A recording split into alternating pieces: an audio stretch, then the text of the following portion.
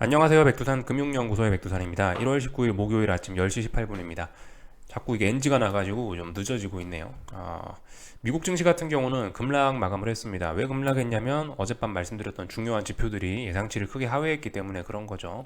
하나하나 좀 살펴보자면 일단은 뭐 영국, 뭐 유로존 물가 지표가 나왔는데 물가 지표들이 대부분 일단 뭐 높습니다. 다 예상치에 좀 부합을 했어요.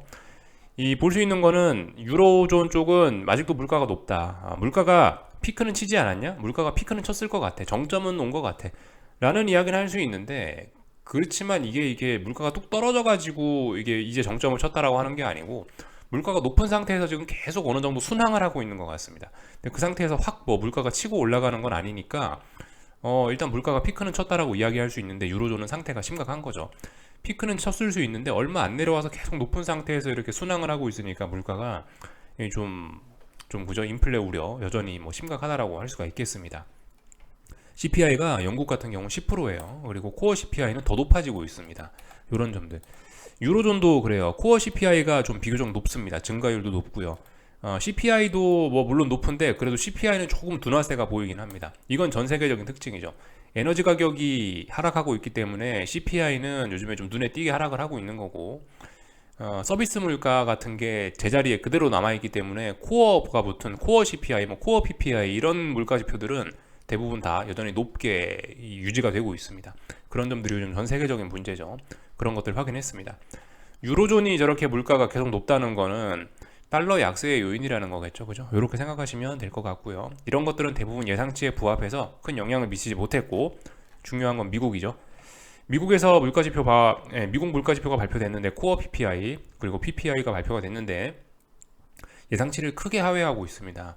뭐 지난번에 7.3이었는데 6.2가 나왔다든가 증가율이 막 마이너스 0.5라든가 코어 PPI도 많이 낮아졌습니다. 뭐 이런 모습들 보이고 있는데 여기서도 분명한 특징이 보입니다. 코어가 붙으면은 잘 안 떨어져요. 코어가 붙은 거는 좀 천천히 떨어지고 있고 그냥 코어가 안 붙은 그냥 물가 지표는 좀 많이 떨어지고 있습니다. 에너지 가격 때문에 많이 떨어지고 있어요. 이런 점들 볼 수가 있겠고 그리고 동시에 이제 그 소매 판매 지표도 발표가 됐는데 소매 판매 지표들도 지금 보시면 대부분 예상치를 크게 하회하고 있습니다. 뭐 예상치가 마이너스 0.4였는데 마이너스 1.1 나오는 등 리테일 세일 이제 보시면 뭐 마이너스 0.8이었는데 예상치가 마이너스 1.1 나오는 등 크게 소매 판매가 안 좋아지고 있다는 지표가 나오고 있죠. 이런 것들이 복합적으로 작용을 해서 하락 마감했다 볼 수가 있겠고 또 지표 말고도 좀 어젯밤에 이벤트가 좀 여러 가지 더 있어서 좀 더 보고 넘어가자면 블라드 총재 아시죠? 세인트 루이스 연은 총재 이 사람이 그 제약적 금리 5% 넘어야 된다. 그러니까 뭔 얘기냐면 지금 금리 수준으로는 우린 이건 긴축이라고 할 수가 없다. 5%는 넘어가야 기준금리가 5%를 좀 넘어가야 이제 좀 우리가 긴축이라고 할 수 있을 것 같다. 이런 이야기를 했습니다. 그러면서 이번에 25bp 올린다 그러는데 그걸로는 택도 없다. 50 정도 올려줘야 된다라고 하면서 시장에 다시 한번 엎친 데 덮친 격으로 좀 매파적인 그죠? 이야기를 하면서 긴축 우려를 다시 한번 자극시켜 줬죠. 이것도 악재로 좀 작용을 했고 베이지북이 발표가 됐는데 앞으로 몇 달 동안 성장이 거의 없을 거래요. 이것도 악재로 작용을 했죠. 뭐 그 외에 클리브랜드 연은 총재 같은 경우는 뭐 그냥 뻔한 이야기를 해서 사실 별로 주목을 받지 못했습니다. 그냥 가볍게 보고만 넘어갈게요. 특별히 시장에 영향을 미치진 못한 것 같다. 금리 인상이 인플레이션을 억제하기 시작했다라고 평가했다. 그죠? 뭐 당연한 이야기예요. 1년째 금리 올리고 있고 그리고 이제 인플레가 슬슬 이제 피크를 치는 것 같으니까 저런 이야기 할 수 있습니다. 매우 합리적인 이야기고 고개를 끄덕일 만한 이야기예요. 근데 뭐 너무 당연한 이야기이기 때문에 시장에 딱히 영향은 없다라고 보시면 될 것 같습니다. 그래서 이제 여러 가지 지표들을 좀 빠르게 살펴봤는데 결과적으로 뭐 하나 때문에 시장이 하락한 건 아닙니다. 총체적인 난국이라고 할 수가 있겠죠. 뭐 경기 둔화 우려, 뭐 또 그리고 뭡니까 어떤 긴축 우려 이런 것들이 복합적으로 좀 작용을 했다라고 볼 수 있을 것 같은데요. 그러니까 여러 가지 측면에서 어젯밤의 하락은 해석이 될 수가 있습니다. 어젯밤에는요. 뭐 예를 들어 이 두 가지 지표들을 좀 우리가 좀 종합을 해서 본다면 PPI와 소매 판매 지표를 종합해서 본다면은 우리 투자자들과 연준이 바라는 건 연착륙이지 않습니까? 연착륙이 뭐예요? 천천히 죽어가는 거. 그게 연착륙이죠. 경착륙은 뭐예요? 한 번에 패대기 치는 거. 그게 경착륙이죠. 근데 뭐 물가 지표 떨어지는 거나 소매 판매 둔화되는 거나 이런 걸 보니까 야 이거 연착륙 되겠냐? 경착륙 나지 않겠냐? 경기 침체 오지 않겠냐라는 우려가 조금씩 날 수 있다는 거죠. 어젯밤 이런 지표를 보면서요.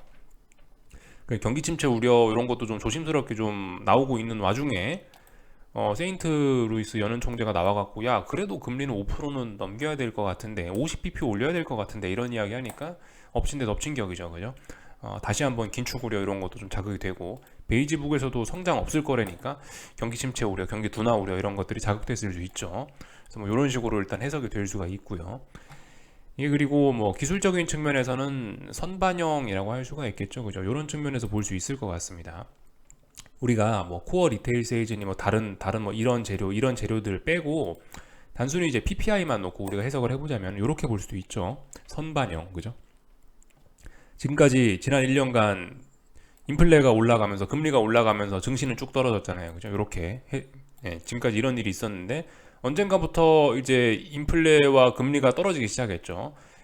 그러면서 이제 긴축 속도 조절로 나오고 뭐 인플레 피크로 나오면서 증시는 슬슬슬슬슬 머리를 들기 시작했는데 그게 이제 작년 10월, 11월쯤부터 나온 소식이죠. 그게 이제 그 재료를 갖고 지금 1월 19일인데 지금까지 계속 그걸로만 해먹은 거예요. 계속 그걸로만 속도 조절론, 인플레 피크론 그러면서 이까지 오른 거예요. 그래서 이제 어젯밤 같은 경우는 물가지표가 발표가 됐는데도 불구하고 오히려 증시가 이제 하락을 했죠. 예. 이런 걸 보면 뭐라고 할 수 있겠습니까? 이 긴축 속도 조절론 혹은 인플레 피크론은 어느 정도 이제 단물이 빠졌구나라고 이야기할 수 있는 게 어젯밤일 수 있겠죠, 그죠? 단순히 이제 뭐 다른 거 전부 다 제끼고 오직 순수하게 인플레의 관점에서 봤을 때 인플레가 낮아졌잖아요. 누가 봐도 낮아지고 크게 낮아졌는데도 불구하고 증시가 하락하지 않았냐. 그러니까 뭐다? 선반영 됐다라고 이야기할 수 있는 근거가 충분히 있죠. 그리고 이제 더 이상 긴축 속도 조절론이니 인플레 피크론이니 이런 게 시장의 호재로서 작용하지 않는다라는 것도 일단 뭐 조심스럽게 그런 이야기를 시작해 볼 수 있는 단계인 것 같습니다. 아직 야 이제 뭐 인플레치가 아무리 하락해봐야 이제 증시에는 호재가 아니야라고 도장 찍긴 좀 뭐라지만은 그렇게 이제 시장의 생각이 좀 바뀌는 거 아니야? 이제는 더 이상 인플레가 뭐 인플레 피크를 쳤다, 뭐 긴축 속도 조절론이다 이런 게 호재가 아닐지도 몰라. 이런 생각 정도는 우리가 해봐야 된다는 거, 그죠? 제가 조금 전에 했던 이야기, 적당히 그러니까 속도가 너무 빨리 줄어들면 경착륙이라고 했잖아요. 지금 약간 경착륙 우려 이런 것도 이제 같이 좀 여기서 살이 붙어서 나오는 겁니다. 그래서 어젯밤에 뭐 약간 기술적인 측면에서 이야기를 하자면은 선반영 그런 것도 이야기할 수 있다. 긴축 속도 조절론이 단물이 빠진 게 아니냐, 인플레 피크론이 단물이 빠진 게 아니냐라는 이야기 정도는 할 수 있는 그런 상황이라고 봅니다. 지난번부터 사실 근데 그런 게 슬슬 나오긴 했죠. 지난번에 지난주였나 지지난주였나 하여튼 CPI 발표됐었죠. 언젠지 정확하게 기억은 안 나는데 CPI 발표됐을 때도 예상치보다 둔화했단 말이에요. CPI 둔화되는 거 확인했는데 그때 이제 제가 뭐라고 말씀드렸나요? 그때 야 CPI가 예상치보다 하회했는데 이거 생각보다 시장에 반응이 없다라고 말씀드렸죠. 그때 이 시장 예상치는 그랬다고요. CPI 발표되는 날 CPI가 예상치에 부합해서 CPI가 감소하는 걸로 나타나면 JP모간에서는 그럼 S&P가 1.5에서 2%는 오를 거다라고 예상을 했단 말이에요. 근데 이때 예상치에 부합했음에도 불구하고 0.5% 오르고 0.3% 올라나 그랬던 걸로 기억해요. 이때부터 슬슬 힘이 빠진 거고 어젯밤 같은 경우는 이제 PPI가 예상치보다 훨씬 하회를 했는데도 불구하고 시장이 오히려 하락을 했다는 거. 뭐 이런 점에 좀 주목을 해볼 필요가 있을 것 같아요. 예전 같으면 물가지표가 하락하면은 한때 나스닥이 막 7% 오르는 날도 있었잖아요. CPI 7.7 나왔다고 나스닥이 7% 올랐던 날이 있는데 지금은 어떠냐? 지금은 나스닥이 7% 오르냐? 오히려 그게 아니고 오히려 지금 하락하고 있지 않냐? 이런 점도 우리가 좀 시장의 변화를 좀 생각을 해볼 필요가 있을 것 같긴 합니다. 이런 측면에서 좀 한번 일단 살펴봤고요. 그래서 일단 전반적인 뭐 그런 지표와 관련된 이야기, 시장 해석과 관련된 이야기를 좀 해봤고, 사실 약간 좀 번외의 이야기이긴 한데요. 어제가 심리적으로 무슨 날이었나 봐요. 저는 사실 이제 맨날 아무것도 안 하고 그냥 놀고 먹고 하고 있으니까 사실 요즘에 뭐 증시에 대해서 그냥 가볍게 보고 넘어가고 있어서 말씀드렸다시피 요즘 증시는 오랫동안 박스권이잖아요. 미국이고 한국이고. 박스권 안에서 지들이 아무리 움직여봐야 저는 소용이 없다라는 생각이라 그냥 마음 편안하게 보고 있는데 근데 요즘에 뭐 최근에 증시가 최근에 몇 주 동안 올랐다고 요즘에 시장을 보시는 분들이 상당히 좀 날카로워지셨나? 어제가 무슨 날이었나 모르겠는데 어제 같은 경우는 리플들 보고 있는데 좀 분위기가 좀 다르긴 하더라고요. 뭐 일부 뭐 좀 불만을 뭐 제기하시는 그런 분들 좀 보이시는 것 같고 약간 좀 그 뭐라고 해야 되나? 지금까지 오랫동안 이제 기다려보자고 했는데 야, 씨, 언제까지 기다려야 되냐? 도대체 너는 뭐 계속 아무것도 안 하자고만 할 거냐? 뭐, 언제까지 가만히 있을 거냐? 뭐, 이런 식으로 불만을 이야기하시는 분들도 보이고. 하여튼, 뭐, 하방 쪽으로, 야, 지금 상황에서 현금이나 들고 있는 게 제일 좋지 않겠냐? 뭐, 이런 이야기 하시는 분들이 상당히 좀, 그러니까, 하방을 좀 포기하는 이런 분위기들이 좀 솔솔솔솔 좀 냄새가 좀 나는, 예, 그런 리플들이 좀 많이 보였는데, 그런 리플들 보자마자 이렇게 증시가 밤에 이렇게 급락을 하니까, 어젯밤에는 진짜 무슨 다들 심리적으로 무슨 어떤 큰 변화가 있으셨는지 모르겠어요. 저는 못 느꼈는데. 하여튼 좀 그런 점이 신기하더라. 다들 평상시에 가만히 계시다가 못 참고 뭔가 좀 큰 소리를 좀 내니까 여러분들이 그때부터 또 시장에도 빠지는 것 같긴 하더라. 요런 점 어젯밤에 좀 확인을 했는데 좀 개인적으로 좀 정말 신기하다고 느꼈어요. 예, 뭐 그 정도 이야기 그냥 가볍게 들어주시면 좋을 것 같고 그런 일들이 있었다. 저는 어제 그렇게 생각했다. 그 정도. 하여튼 그래서 미국 증시 살펴보겠습니다. 미국 증시 급락했고요. 장 초반에는 이제 급등 출발했는데 그래서 저도 장 초반에 빨리 잤어요. 아, 오늘 밤에도 오르겠네 싶어서 빨리 잤는데 아침에 일어나니까 다 또 급락을 해 있대요. 네. 뭐 특별히 이상한 건 없고 오래간만에 전 종목 다 빠지는 그냥 시원한 전형적인 하락장 모습 나왔습니다. 전 종목 다 빠져서 뭐 딱히 할 이야기 없고요. 당연히 하락 종목 수 많았겠고 상승 종목 수 적었겠고 이런 날엔 당연히 애플하고 테슬라가 뭐 빠졌겠고요, 그죠? 네, 애플하고 테슬라가 좀 덜 빠졌습니다. 평상시에 비하면 이 애플하고 테슬라가 지수를 끌고 내려가는 날이 있는데 어제는 그런 날은 아니었고 어제는 보시면 전 종목이 골고루 빠졌습니다. 이 이야기는 뭡니까? 어떤 뭐 복합적인 악재들이 작용했다라는 거겠죠. 뭐 경기 둔화 우려, 뭐 긴축 우려 이런 것들이 복합적으로 작용했다라고 생각합니다. 전 종목이 하락을 했으니까요. 앞으로 뭐 여기에는 뭐 기업의 실적이 둔화될 수도 있지 않겠냐 이런 우려도 반영이 돼 있는 거고. 그래서 뭐 전 종목이 다 빠졌다. 막상 전 종목이 다 빠지니까 애플 같은 친구들은 좀 덜 빠지는 그런 경향도 있구나. 뭐 이 정도를 보면 될 것 같습니다. 하여튼 하락 마감을 했고요. 그래서 어제 말씀드린 제가 말씀드렸던 건 중요한 라인 붕괴됐으니까 이제 강력한 매도세 등장했구나. 의미 있는 매도세 등장했구나 생각하시고 반등시 매도 전략 일단 방향 꺾였다라고 생각하시고 반등시 매도 전략 하면 되겠죠. 말씀드리지만 지금 이 중요한 자리에 와 있는 겁니다. 지금요.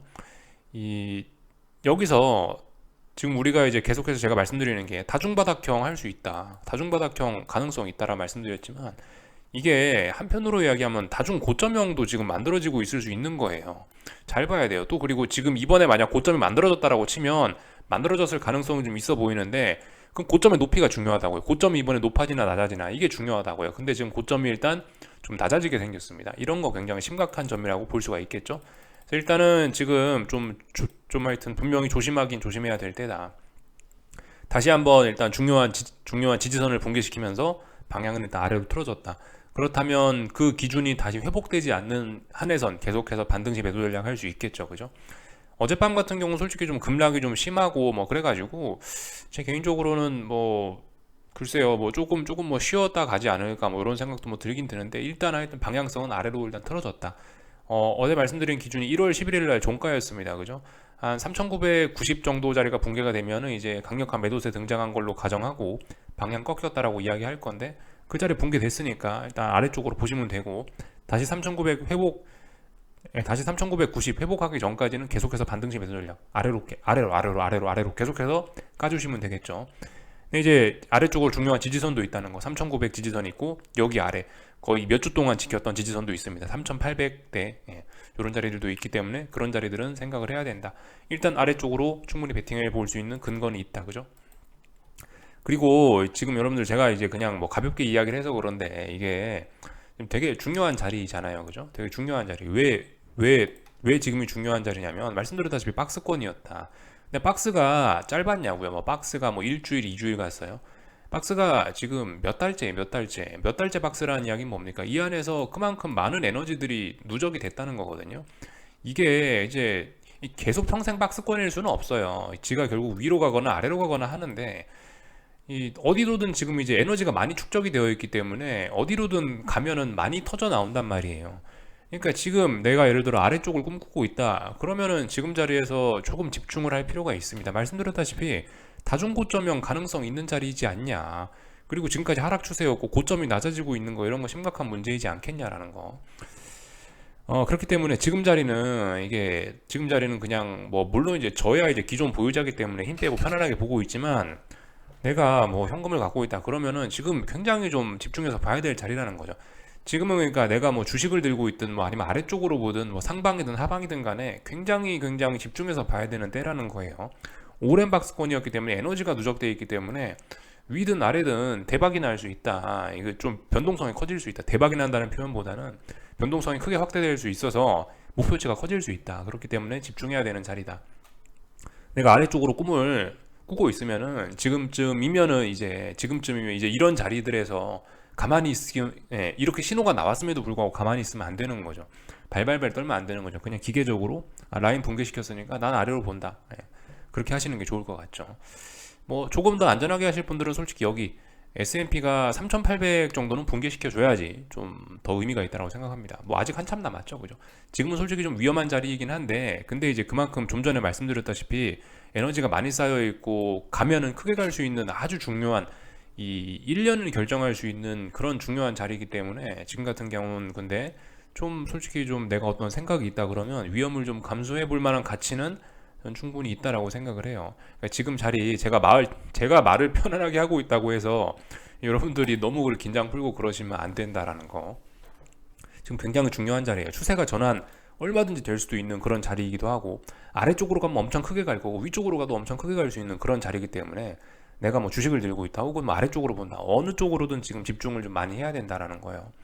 저는 보유자니까 그냥 마음 편안하게 이렇게 이야기를 하는 거지 이 현금 들고 계신 분들은 좀 집중을 많이 하셔야 된다 이런 이야기 꼭 드리고 싶습니다.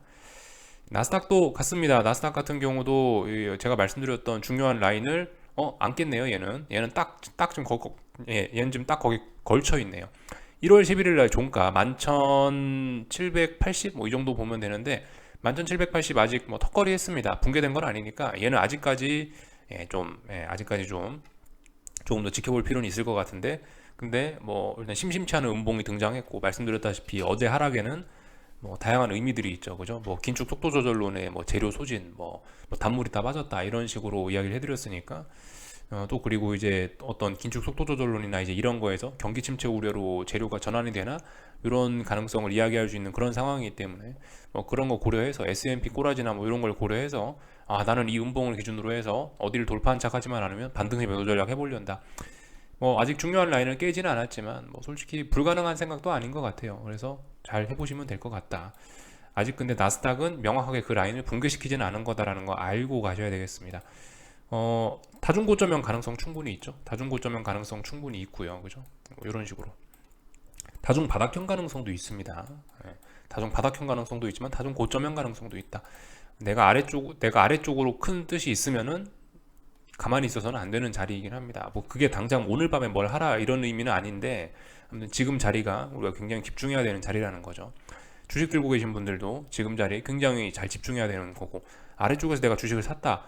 이 넘어가야지 위로 갈 거 아니에요. 여기 못 넘어가면 결국 주식도 꽝이란 말이죠. 그런 점들 잘 생각하시면서 지금 굉장히 중요한 자리다라는 거 좀 말씀을 좀 드리고 싶습니다. 그래서 뭐 일단 그 기술적인 이야기들은 대충 어느 정도 한 거 같고요. 조금만 좀 몇 가지만 더 좀 보자면은 변동성 지수라든가 이런 거 우리 체크는 해야 되겠죠. 계속해서. 그 참고로 애플 같은 경우 애플 뭐 지가 아무리 올라봐야 추세 전환이 아니에요. 아직까지는 그냥 반등입니다. 아직까지는 하락 추세. 왜 하락 추세냐? 지난번에 130 붕괴시키지 않았냐? 저점 낮춰놓고 그런 상황에서 지금 이제 한번 올라오는 거기 때문에 이거 아직까지 반등이죠, 그죠?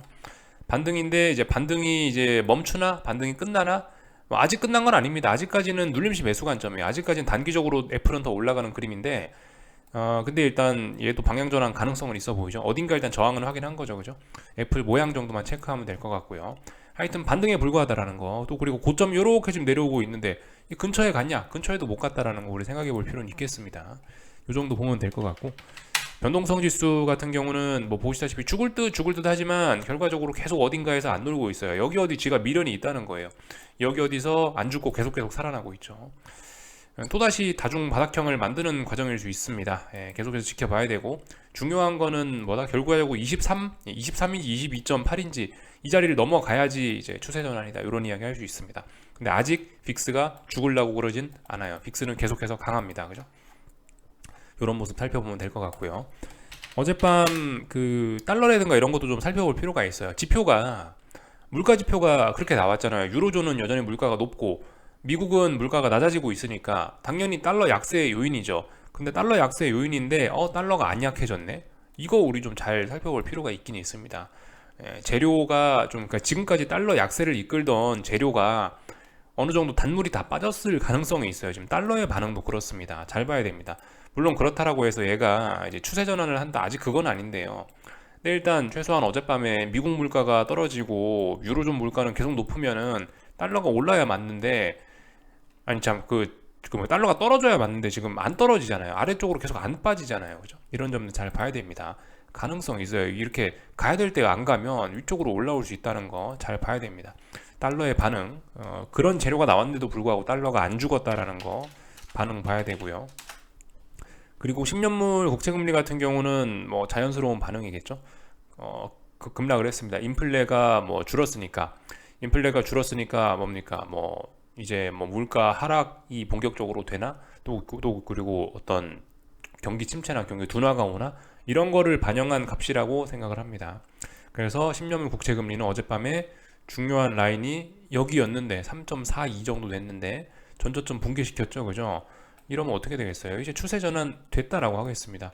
10년물 국채금리 지난 뭐 몇 년간의 상승 추세를 끝내고 일단은 하락 추세로 전환이 됐다라고 일단 도장 찍겠습니다.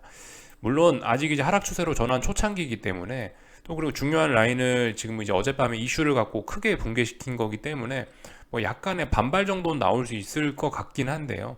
네, 뭐 그런 게 중요한 게 아니고 일단 추세가 죽었다. 채권 투자 고려하시는 분들 이거 보고 박수 치시거나 뭐 그러면은 되지 않을까 싶습니다. 뭐 이런 데서 채권 투자하셨던 분들 계속 홀딩이죠, 그죠? 이런 자리에 채권 투자하셨던 분들 계속 이제 홀딩의 관점입니다. 이 정도 보시면 될 것 같고요. 어젯밤에 저렇게 10년물 국채금리가 크게 떨어졌다라는 거는 또 뭐겠습니까? 또 뭘 생각해 봐야 돼요? 장단기 금리차 생각할 수 있겠죠. 장단기 금리차는 뭐 차트가 바닥을 뚫고 계속해서 막 뚫고 들어가더라고요. 예. 잠시 뭐 그림만 좀 구경을 하자면은 뭐 요런 모습이다. 10년물하고 3개월물 금리차는 마이너스 1.3%까지 됐다. 예, 이거 역대 최저값입니다. 역대 최저값. 그리고 뭐 2년물과의 금리 차이도 굉장히 지금 크게 벌어지고 0.7 정도 돼 있습니다. 굉장히 크게 벌어지고 있죠. 그리고 지금 저기 2년물 국채금리 같은 경우는 아직 전환 안 됐습니다. 참고로 2년물 국채금리도 지난번에 한번 중요하다라고 이야기를 해드렸는데 아직 여기 중요한 자리 여기에 대한 어떤 지지력이 남아있기 때문에 아직 추세 전환은 아니고요. 아직은 그냥 이제 박스권 정도인데 자칫 잘못하면 이제 추세 붕괴돼서 2년물 국리도 이렇게 이제 하락 추세로 전환될 수 있다라는 거. 지난번에 말씀드렸죠. 2년물 국채금리 같은 경우는 연준의 통화 정책을 좀 멀면 6개월 정도 선행하는 그런 경향성이 있다라고 말씀드렸죠. 시장이 보는 연준의 금리 인하 가능성은 조금씩 더 높아지고 있는 그런 상황입니다. 그러니까 연준의 의지 이런 것들과 시장의 생각이 이제 크게 차이가 벌어지고 있는 거죠. 어제 일본 설명하면서 말씀드렸다시피 어떤 정부의 생각과 시장의 생각이 이게 괴리가 나는 때가 있는데 여기서 이제 정부가 이겨주면은 특별한 문제가 없는데 여기서 시장이 이기게 되면 보통 큰 혼란이 나타나기 마련이죠. 네. 이런 것도 지금 조금 전에 보여둔 그러니까 조금 전에 우리가 본 2년물 국채금리 같은 경우도 지금 약간 이런 관점으로 볼 수 있긴 한 거예요. 계속해서 이 금리를 올리고 싶어하는 연준과 이제는 금리 그만 올리고 이제 좀 그만하자라는 시장의 생각과 이게 두 개가 지금 차이가 있는 거죠. 물론 연준이 이제 조만간 시장의 뜻을 따라가긴 갈 건데 일로 근데 아무튼 이렇게 생각이 차이가 많이 나고 연준이 개기면 개길수록 그리고 연준이 개겼는데 시장의 뜻을 이겨내지 못하면은 결국 그럼 또 위기가 찾아올 수가 있는 거겠죠. 이런 점도로도 우리가 이런 것도 생각을 해봐야 될 거다 말씀을 드렸고요. 나머지는 뭐 특별한 거 없는 것 같습니다. 어제 증시 급락하고 달러 비교적 강하고 그랬으니까 원자재들 다 하락 마감했을 거고 그죠? 구리 이런 것도 하락 마감했을 거고 천연가스도 하락 마감했고 특별한 거 없네요, 그죠? 그런 모습들 살펴봤고 한국 증시 같은 경우는 일단은 뭐 먼저 빠져서 그런지 어쩐지 모르겠지만 일단 하여튼 오늘은 뭐 일단 뭐 지금은 상승을 하고 있네요. 중요한 거는 이제 312를 붕괴시켜야 된다라고 말씀드렸고요. 코스닥은 이미 뭐 아래쪽으로 죽었다라고 말씀드렸고요. 그러니까 코스닥은 계속해서 반등시 매도 전략이고, 코스피 같은 경우는 312 붕괴되기 전까지는, 그죠? 완전히 종가상으로 붕괴되기 전까지는 뭐 그 전까지는 일단 아직까지 상승 중 눌림이다라고 보시면 되겠죠. 다만 이제 아래쪽으로 베팅하고 싶으면 근거는 있죠. 그죠? 여기 있는 이런 음봉들을 기준으로 해서 어디부터는 뭐 어디까지는 아래쪽으로 버틸 수 있다. 이런 근거가 있으니까 그런 거 기준으로 생각해 볼 수가 있겠죠. 말씀드렸다시피 지금 그냥 이게 그냥 마냥 편안하게 볼 자리는 아니라고요. 그죠? 지금 충분히 다중 고점형 만들면서 계속해서 이게 죽어 내려갈 수 있는 그런 아주 중요한 자리일 수 있어요. 이게 물론 엄밀히 말하면 박스권은 아닌데 대략적으로 지금 요 안에서 놀았잖아요. 이 안에서 굉장히 오랫동안 놀았기 때문에 여기서 삐끗하면은 진짜 와장창 많이 할 수 있는 거거든요. 상당히 어떤 목표치가 커지는 그런 자리이기 때문에 여러분들 지금 내가 뭐 예를 들어 큰 뜻이 있다 생각하시는 분들은 이런 자리에서 좀 잘하셔야 될 필요가 있다. 이런 이야기를 좀 드려봤습니다. 주식 들고 계신 분들은 전 솔직히 아직까지 포기할 필요는 없다라고 봐요. 아직까지 위로 올라가고 있으니까 주식 들고 계신 분들 혹은 지수 상승 바라보시는 분들, 아직까지 포기할 필요는 없는데 하여튼 좀 다들 뭐 조심은 하셔야 되겠죠, 그죠? 이 정도 보면 될 것 같고, 원달러 환율도 요즘 계속해서 뭐 버티고 있는 게 좀 심상치는 않습니다. 원화가 계속 강세예요. 이게 원화가 지금 약세는 아닌데 분명히 계속 아래로 가고 있으니까 강세가 맞긴 맞는데, 근데 일단은 뭐 더 이상 이런 재료가 나왔음에도 불구하고 원화 강세가 더 이상 잘 진행은 되고 있지 않으니까 조만간 또 전환되지 않겠냐 싶기도 하고요. 그래서 일단 뭐 지금은 저는 일단 뭐 기존 포지션 보유자니까 아무것도 안 하고요.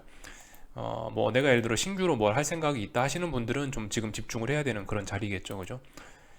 뭐 제가 말씀드렸던 그런 지지선과 저항 자리들 체크해 놓으시고 그런 자리들 싸움 잘 보시면 되고요, 그죠? 거기에 맞춰서 움직여 주시면 될 것 같아요.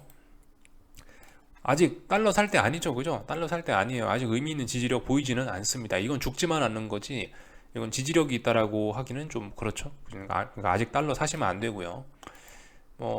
그죠? 삼성전자 뭐 6만 500원 이런 거 붕괴시켜야지 의미가 있는 거고. 네, 그렇습니다. 그래서 뭐 여기까지 하면 될 것 같아요. 궁금한 거 리플 남겨주시고 오늘 저녁에 뵙도록 하겠습니다. 여기서 마치겠습니다.